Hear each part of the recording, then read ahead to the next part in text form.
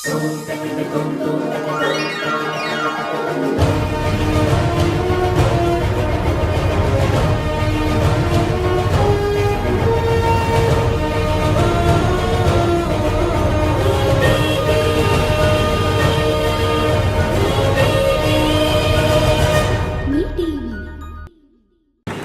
very easy for me to say after the successful journalist scene, fabulous experience, but it started on a very nervous note. Primarily because when you're working with someone like Rajkumar, you better be on your toes. Because he expects nothing but the best from you, not just from you, but from everybody. So yes, it started on a very nervous note, but the sooner we got to know each other, we became more like a team, and it was a 2-year-long experience. But trust me, every day was fantastic. I think it's the first time that Death in the Gun is going to, be screened in Australia, and I'm just really excited because our film Lipstick Under My Burqa, which is directed by Yarlagadda, is here, in which I'm acting, and there's Death in the Gun, which I'm directing, and that's never happened to me before, and I doubt it will ever happen again. So I'm really excited for everyone to watch these films. I'm a little bit nervous, but now I think like with Lipstick Under My Burqa, what happens is the onus is on somebody else. As an actor, I don't feel as anxious. With Death in the Gun, maybe a little more, but by now I'm a little more used to it. It's been to a few festivals, and I'm getting used to the experience of that. So. Missing the kids? Missing the kids while you're doing the... My kids? Yeah. Yeah, I have a little boy, Harun, who was here with me last time at the Melbourne Film Festival. But he couldn't come this time, so I'm missing him, yes. I hope that I'll figure it out by the end of this year, next year, I don't know. But it'll take a couple of years. We're definitely looking forward to it. Thank you.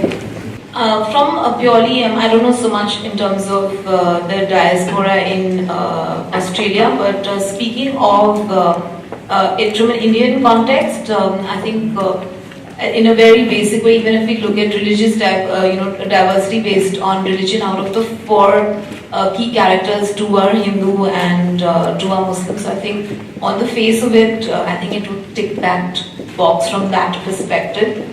But apart from that, I do think sometimes it's very, I guess sometimes these choices are not very conscious in terms of, I have to show diversity in my film. I feel whatever we are speaking about, if we can speak about it honestly, I feel everything else sort of does come through. No, it's not like I would do only big budget films. It happened to be a big budget and big budget film.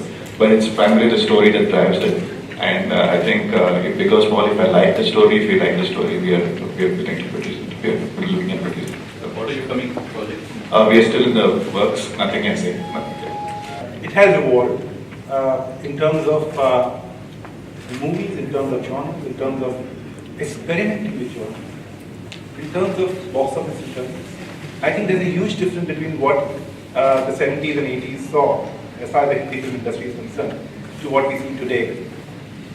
The only difference is that at that point of time, we had so many films and the success ratio was around 70 to 80%.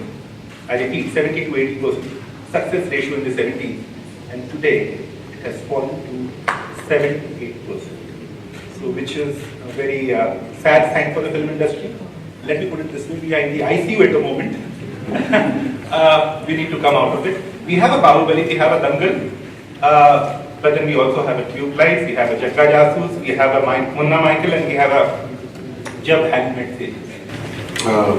Yeah, the pressure is always there because it's not just to deliver, pressure is there to create a story. So I'm not much bothered about how it's going to be successful or not, but I'm much bothered about am I able to tell the story the way I think, the way I visualize. I think that's the pressure I will. And then future projects I will try that not take the pressure of success. I'll take the pressure of script. So that's my couple of projects are. Thank you so much. And let me tell you, all the guests here, this last year has been the year of women. I think some of the women directors and actors, and I think this entire industry is really proud of them. The films has really resonated with the Indian audiences. Are not only diverse, but they have actually raised issues which has been really taboo for all of us.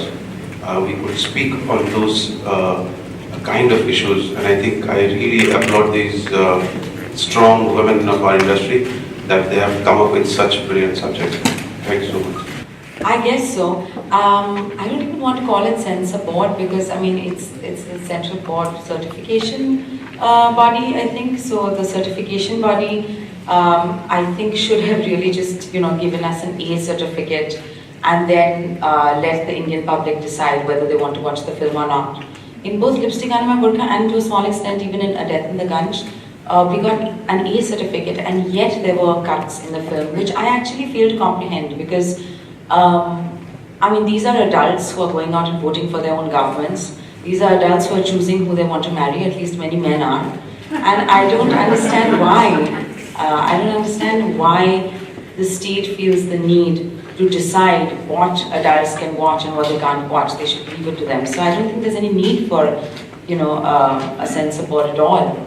It doesn't make any sense. And I also think that the people of the country are probably with us because Alankita and I saw that a lot of the media and a lot of the people are actually, they don't get it either. They don't want this kind of censorship. They do want to see, what is actually being made. Or at least I think they would like to decide for themselves. So I think it's very unfortunate. I don't think there's any need for it. And I don't understand it. So, having said that, what it is in one sentence, the NGO is called the Foundation, is that we believe that people from any underserved part of the world will finally, any underserved part of the world will finally be uplifted by people from that area itself in the long run. People like you and me will parachuting for 2 years to work and leave. Didn't work in Africa, it's not going to work anyway. So to that end, what we do is we select 6 children at the age of 11 from an area that's very badly served in the world. And we educate them for 17 years till they are 27, 28. And then they go back to their homeland and become thought-out community leaders. That's the entire objective. So actually it's an audacious social experiment. But of course during those 17 years there's some profound bridges that are built between the 6 kids and the schools they go to. For example, the first batch of kids was from the Andaman Nicobar Islands. The school they went to, the Rishi Valley School in Bangalore, or the colleges they go to, or our Kashmir kids whose parents have never been to other parts of India. So those profound barriers are dissolved in a very deep and lasting way over those 17 years. But finally, it's about those kids at the age of 27 going back to their homeland, fully qualified as the first architect in the history of the Andaman Nicobar Islands is going to be one of our girls who we selected 14 years ago. She's a Nicobari tribal girl. So it's stuff like that that is what the foundation is about. Within that, is it anti-discrimination? Obviously. I mean, if you're a humanist, then you are also a feminist, and you're also an anti-discriminationist. So all of that sort of comes underneath that. About your question about being discrimination in Bollywood, I think that out of all the worlds that I have inhabited, the sporting world, the film world, the non-profit world, talking to politicians, industrialists, people in different walks of life, I would say this is one of the least discriminating, especially behind the camera, industries that I have seen.